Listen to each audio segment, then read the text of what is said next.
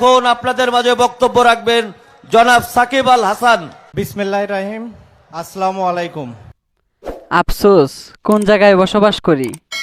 বাংলাদেশ একটা মুসলিম কান্ট্রি দেশ হয়ে একজন মুসলমান মানুষের মুখে এই সমস্ত কথাবার্তা। বাংলাদেশের একজন প্রার্থী, নৌকা প্রার্থী, মানে আমাদের সাকিব আল হাসান অলরাউন্ডার বলে কথা, ওনার মুখে এই সমস্ত কথা কিছুতেই মানতে পারলাম না। সাকিব আল হাসান মঞ্চে উঠে সর্বপ্রথমে বিসমিল্লাহির রহমানির রহিম এই কথাটা শুদ্ধ করে বলতে পারেনি। বিসমিল্লাহির রহিম। আসসালামু আলাইকুম। তোমাদের জন্য কিছু মুসলমান মানুষের প্রতি মানুষ ধিক্কার জানাবে, যে কিনা মুসলমান হয়ে বিসমিল্লাহির রহমানির রহিম তাও আবার বলতে পারে না। কোন জায়গায় বসবাস করি।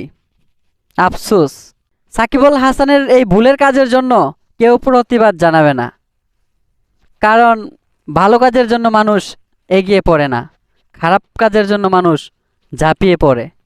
শুধু আমি না, আরও অনেক মানুষই বলবে তুমি কি আদৌ কি তুমি মুসলমান নাকি অন্য কিছু। তা আমি বলবো না, আপনারা কমেন্ট বক্সেই চেক করে যান। সো আল্লাহ হাফেজ, দেখা হবে নতুন একটা ভিডিওতে।